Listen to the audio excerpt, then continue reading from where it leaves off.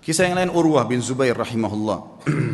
Urwah bin Zubair juga adalah salah satu orang yang sangat luar biasa, terkenal dengan kesolehannya. Urwah bin Zubair ini anaknya Zubair bin Awam. Zubair bin Awam adalah salah satu 10 orang yang dijamin masuk surga. Anaknya Urwah. Urwah bin Zubair ini pernah duduk bersama dengan teman-temannya.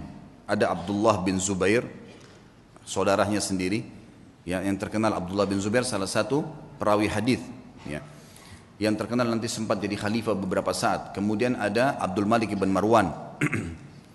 Dan ada lagi satu adiknya Abdul Malik bin Marwan. Duduklah mereka di depan Ka'bah lagi ngobrol anak-anak muda ini. Kemudian mereka sambil berkata, cobalah kita saling, ya, memohon kepada Allah, berharap sesuatu yang paling dia harapkan di depan Ka'bah. Siapa tahu Allah kabulkan. Berkatalah Abdullah bin Zubair, saya berharap menjadi khalifah, menguasai Hijaz, Mekah dan Madinah. Lalu adiknya berkata, adiknya lagi, ya, yang satu mengatakan, saya mau menjadi penguasa Khurasan, wilayah Persia. Abdul Malik mengatakan, kalau itu angan-angan kalian, maka saya berharap menjadi khalifah muslimin secara umum, menguasai semua wilayah Islam. Tiga-tiganya sudah berangan-angan, lalu mereka kembali kepada Urwah. Wahai Urwah, kalau kamu bagaimana? Kata Urwah, semua yang kalian harapkan duniawi, berharap menjadi khalifah, berharap menguasai ini dan seterusnya. Kalau saya berharap menjadi seorang alim ulama muslimin, mengajarkan mereka tentang halal haramnya sang pencipta Allah, dan saya berharap balasan darinya. Maka selesailah, bubarlah mereka ini. Ternyata subhanallah, angan-angan itu dikabulkan oleh Allah. Abdullah bin Zubair sempat menjadi khalifah beberapa bulan, adiknya juga sempat menjadi gubernur di Khurasan. Abdul Malik setelah itu menjadi khalifah muslimin yang besar. Dan Urwah bin Zubair pun rahimahullah diterima oleh Allah menjadi alim ulama, sampai menjadi 7 ulamanya Madinah pada saat itu. Ringkas cerita, Urwah bin Zubair pernah diuji oleh Allah subhanahu wa ta'ala. Ujiannya berat. Orang-orang beriman ini ujiannya berat. Tapi subhanallah, iman itu dijadikan, ya, kalau begini memahami teman-teman, kalau ada ujian yang berat datang kepada antum, lihat orang yang lebih berat, misal masalah utang, terlilit utang, misal ada penyakit, coba lihat orang yang lebih berat, karena ada orang yang lebih berat daripada kita, pastinya itu, tidak mungkin tidak. Dan juga teman-teman sekalian, bersangka baiklah dengan Allah. Kata Nabi SAW dalam sebuah hadis Bukhari, hadis Qudsi, kata Allah SWT, ana inda dhanni abdi bi, saya sesuai dengan prasangkaan hambaku. Maka kita harus tahu teman-teman sekalian, kalau Allah sedang mencoba kita, berarti dengan cobaan tersebut Allah sedang mencintai kita, karena kalau tidak sedang dicoba kita akan jauh dari ibadah. Orang kalau datang cobaan itu sebenarnya dia makin dekat dengan Allah, dan umurnya makin pendek untuk menuju ke akhirat. Artinya makin pendek, tidak ada peluang untuk berbuat dosa lagi. Pendek dari sisi kemaksiatan, gitu kan? Dia tidak bisa berbuat dosa lagi karena tidak ada waktu. Antum kalau lagi sakit keras terus diajak ke diskotik, diajak pergi apa, diajak buat apa, nggak ada waktu. Orang yang buat dosa itu biasanya kalau banyak waktu lihai-lihainya, lagi kosong, lagi nggak ada cobaan, lagi enak, mobil mewah, uang banyak, itu maksiat nanti. Allah dengan maha cintanya kepada hambanya, dengan kemahamurahannya mendatangkan cobaan supaya dia tetap begitu, biarin dia begitu, karena dia Allah tahu dengan begitu makin pendek umur untuk bermaksiat, tidak ada waktu bermaksiat, dan dia makin dekat dengan akhirat, dan itu pahalanya sudah cukup untuk memberikan derajatnya di surga sampai pada target. Seperti itulah. Maka nikmatin tuh cobaan, jangan terlalu banyak mengeluh. Coba nikmatin. Nanti akan kita sebutkan kisahnya. Urwah rahimahullah, beliau pernah mendatangi seorang khalifah, adiknya lagi Hisham, namanya Al-Walid ibn Abdul Malik. Al-Walid ibn Abdul Malik ini teman dekatnya dia, Jadi khalifah setelah kakaknya meninggal. Kemudian diundanglah Urwah bin Zubair ini rahimahullah dari Madinah datang ke Irak, di Damaskus waktu itu. Dia bawa anak laki-lakinya teman-teman sekalian. Anak laki-lakinya ini anak laki-laki yang sudah hafal Quran, umurnya sekitar 20 tahun, dibawa sama Urwah, dan ini mau dicetak jadi kadernya dia. Dan waktu itu kebetulan tidak ada anak laki-lakinya kecuali ini, satu orang. Dia punya 4 orang anak, 3-nya perempuan. Dia banggakan anaknya, dibawalah sama dia. Ringkas cerita, begitu memasuk istanahnya Al-Walid rahimahumullah, kemudian anaknya berkata, ayah, saya ingin melihat kuda-kuda kerajaan, bisa nggak? Oh ya silahkan, kata ayahnya. Saya akan bertemu dengan Amir Mu'minin, ngobrol, kamu silahkan lihat. Dia lihatlah. Lagi ngobrol nih, Urwah bin Zubair sama Khalifah Al-Walid lagi asyik ngobrol, tiba-tiba datang berita. Seorang pengawal masuk ketakutan, Tiba-tiba memotong pembicaraan khalifah, dan ini adabnya pada saat itu. Ada peraturan di kerajaan tidak boleh memotong pembicaraan khalifah, kecuali penting sekali. Datang ketakutan dan akhirnya dia mengatakan, saya harus memotong pembicaraan anda. Kata mereka, kata Al-Walid, kenapa kamu ini? Ada apa memotong pembicaraan saya? Sahabat saya baru datang terus tiba-tiba dipotong. Ada penting? Ada penyerangan musuh? Dia bilang, enggak Amir Mu'minin, ada penting tapi bukan penyerangan musuh. Anaknya Tuan Urwah mati tadi di kandang kuda, waktu dia lagi nonton kuda anda, kuda kerajaan. Saking asyiknya sampai kami sudah menahan, tapi dia tetap mau mendekat. Ada satu ekor kuda mengangkat kakinya, menendang dadahnya, mati. Sekarang tergeletak mati. Kami bingung mau ngapain nih. Anaknya tadi satu-satunya laki-laki umur 20 tahun mati. Al-Walid kaget. Ini yang tendang kudanya dia, mati di kerajaan dia. Tetap dia shock gitu kan, tidak enak. Tapi subhanallah dia balik ke arah Urwah, Urwah senyum. Urwah senyum. Lalu Urwah mengatakan, Inna lillahi wa inna ilahi raji'un. Berikan jenazahnya biar saya yang urus. Dengan sangat tenang dia turun dari duduk tadi bersama khalifah. Dia lihat jenazah anaknya, ditutup matanya, diuruslah jenazahnya sama dia, dimandikan. Kata perawi kisah ini, tidak ada setetes pun air mata yang jatuh dari matanya Urwah. Dia urus jenazahnya selesai. Kemudian dia bilang sama Walid, saya mau turunkan anak saya di kuburan sendiri. Baiklah, turun. Begitu turun subhanallah di kuburan. Dalam kisah ini dikatakan ada satu penyakit teman-teman.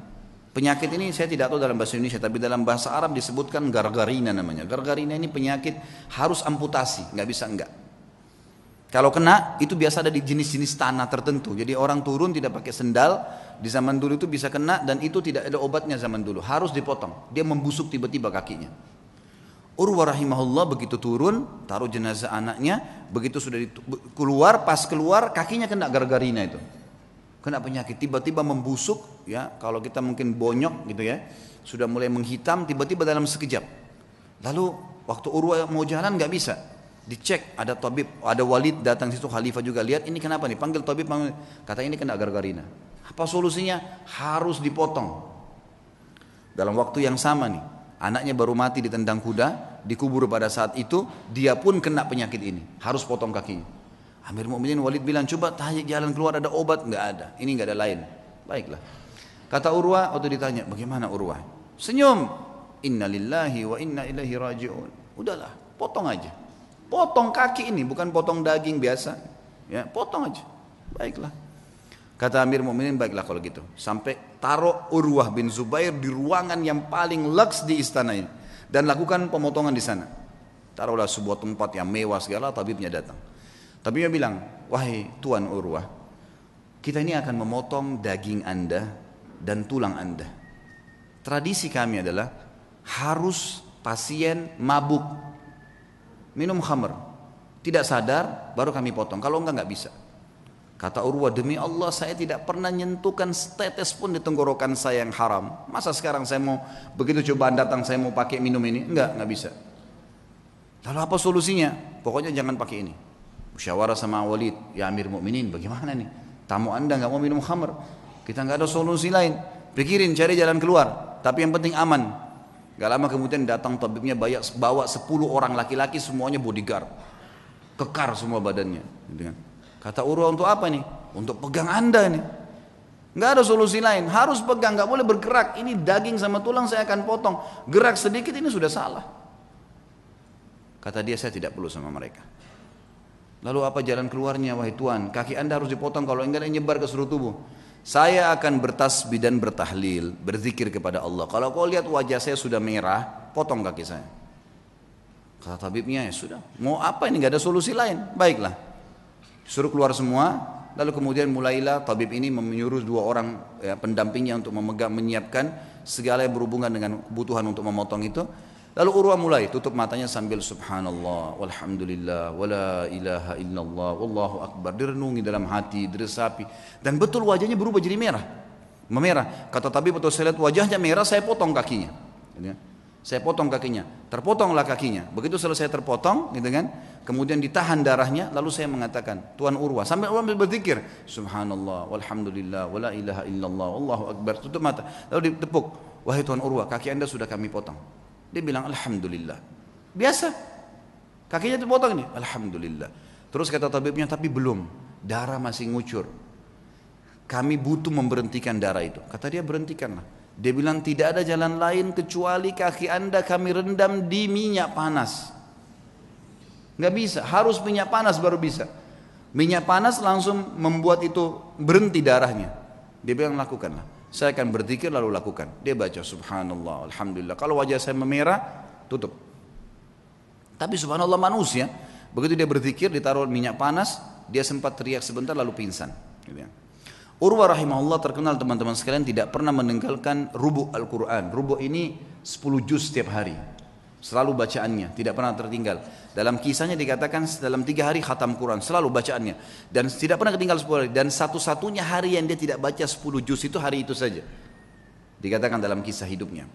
Dan maka dia punya julukan kalau nggak salah Khazinul Quran, sahabatnya Al-Quran gitu loh. Ringkas cerita teman-teman, setelah dipotong, pinsankan tadi, direndam dengan air panas, air minyak panas, dia pingsan. Setelah dia bangun, dia bilang, mana telapak kaki saya? Didatangkan, orang semua heran, kenapa dia bilang, minta kakinya. Diambil sama dia lalu diangkat sama tinggi, lalu dia bilang, demi Allah, selama 40 tahun, itu umurnya Urwah 40 tahun, selama 40 tahun belum pernah sekalipun saya gunakan kau ke tempat yang haram. Dan saya bersyukur kepada Allah karena kau dikembalikan padanya dalam kondisi kau suci. Tidak pernah satu kali pun ke tempat yang haram. Dia berikan kesaksian terhadap dirinya. Dan ini boleh diucapkan kalau seorang mukmin yakin dengan apa yang dia lakukan. Baiklah. Kemudian setelah itu dia pulang ke Madinah teman-teman sekalian. Tentu sebelum pulang ke Madinah Amir Mukminin ini bingung gimana caranya meringankan bebannya Urwah nih. Supaya dia bisa tenang. Subhanallah, di hari yang sama dengan hikmah Allah, ada suku Arab datang, Badui. Mereka kelihatan dari padang pasir, kondisinya sangat susah gitu. Masuk, ada satu di antara mereka matanya buta, ditopang oleh teman-temannya. Begitu masuk kata Al-Walid, apa cerita kalian nih? Dari mana kalian? Kami dari kampung ini, kami butuh ini dan seterusnya. Terus ini yang buta kenapa nih? Ceritalah. Walid ini bilang, saya tidak tahu kenapa saya tanya. Kata yang buta itu, wahai Amir Mu'minin, saya pemimpin mereka. Saya kepala sukunya. Dan saya ini Amir Mu'minin adalah orang yang paling sehat dulunya. Mata saya sehat, orang yang paling kaya dan paling banyak keturunan saya. Tapi keadaannya sekarang jadi begini. Kata Amir Mu'minin, memang apa ceritanya kamu nih? Dia bilang ceritanya begini Amir Mu'minin. Satu malam saya sedang jalan sama istri sama anak saya semua sama dayang-dayang saya. Jumlahnya banyak nih, ratusan orang. Semua harta saya bawa. Saya mau pindah kota. Kami turun di sebuah lembah, tiba-tiba waktu lagi tidur malam, ada banjir nggak tahu dari mana di padang pasir tuh lembah mengangkat semuanya, kemah-kemah, harta, unta-unta, semua anak istri saya mati semuanya, terbawa dengan air, banjir tiba-tiba, nggak tahu dari mana. Ini kisah nyata, semuanya hilang. Dia bilang saya pun menyelamatkan diri saya dengan bergelantung di sebuah pohon yang masih ada di situ, saya pegang. Pada saat saya lagi pegang pohon itu, saya melihat air sudah hilang, gitu, sudah mulai reda, tinggal ada satu ekor unta yang terikat di tali tadi dan ada anak saya tergantung dengan bantal tidurnya itu di sebuah ranting pohon gitu. Maka saya pun turun melihat anak saya masih hidup, saya pun coba selamatkan dia. Saya biarkan anak saya itu, kemudian saya kembali ke unta tadi ingin membuka talinya. Waktu saya ingin membuka talinya, saya dengar anak saya menangis. Saya balik, ternyata leher anak saya, kepalanya sudah di mulut serigala. Dia bilang saya balik mau kejar udah nggak bisa, anak saya sudah dibawa lari sama serigala itu. Maka saya coba mau selamatkan diri saya sendiri. Begitu saya balik ke arah unta ini mengangkat kakinya dan menendang ke mata saya sehingga saya buta. Maka dalam satu malam Amir Mu'minin saya jadi orang yang buta, jadi sakit, anak istri saya hilang, harta saya semua habis. Kata Amir Mu'minin Al-Walid, alhamdulillah yang telah mengutus kamu datang ke sini. Berikan semua apa yang dia mau orang ini, penuhi semua kebutuhannya dan bawa dia kepada Urwah, suruh ceritakan kisahnya. Diceritakanlah kisahnya untuk meredam. Ya ternyata di atas Urwah masih ada yang lebih berat gitu. Urwah berterima kasih pada Walid, kemudian dia pulang ke Madinah. Waktu pulang ke Madinah orang-orang semua pada datang nih. Sabarlah, beginilah, begitulah dan seterusnya. Saya sebutkan dalam bahasa Arab ya. Kemudian pada saat orang banyak mengatakan kepadanya sabarlah dan seterusnya, lalu dia mengatakan kepada tamu-tamunya, la yakhluwannakum ma tarawun. Jangan sampai kalian merasa sedih dengan apa yang kalian lihat atau kalian mungkin menganggap ini sesuatu yang berat. Faqad wahaballahu azza wa jalli arba'a minal banin. Sesungguhnya Allah mengaruniakan saya 4 anak. Fa akhadha wahidan, dia mengambil 1, wa abqali 3 dan masih memberikan saya 3. falahul hamd, maka saya bersyukur dengan itu, dengan matinya anak saya. Wa a'tani arba' minal atraf, dan memberikan kepada saya 4, 2 tangan 2 kaki. Fa akhadha minhu wahidan, dan dia cuma ambil 1 saja. Wa abqali 3 falahul hamd, dia meninggalkan 3, saya bersyukur dengan itu. Kakinya dipotong bisa bersyukur, luar biasa ya. Fa wallahi, demi Allah, dia bilang, dia motivasi dirinya dan juga motivasi kepada orang yang dengar. Lau akhadallahu minni qalila, kalau seandainya Allah mengambil sedikit dari saya, faqad abqali katsira, dia telah meninggalkan buat saya hal yang banyak. Fa in ibtalani marrah, kalau dia coba saya dengan 1 kali, faqad ta'lama afani marrat, dan dia telah memaafkan saya dan menyelamatkan saya dalam banyak kejadian yang lain. Semua orang pun akhirnya berterima kasih pada Urwah, dan akhirnya mereka pergi. Dan beliau berkata kepada anak-anaknya pada saat itu untuk menjelaskan apa yang membuat dia kekar seperti itu. Ya baniya, wahai anak-anakku, yang masih hidup ada 3 orang, ada istrinya, semua keluarganya masih ada. Ta'allamul ilm, belajarlah ilmu agama yang benar. Wa'tuhu haqqah, dan lowongkan waktu untuk itu, kasih haknya. Jangan cuma anggap remeh kapan ada waktu taklim, enggak. Lowongkan waktu, harus setiap hari dengar ilmu. Innakum in takunu sighara qaumin, kalau seandainya hari ini kalian menjadi orang yang kecil, fa'asallahu an yaj'alakum bil ilmi kubara'al qaum, maka satu waktu pasti Allah jadikan kalian orang yang besar karena ilmu itu.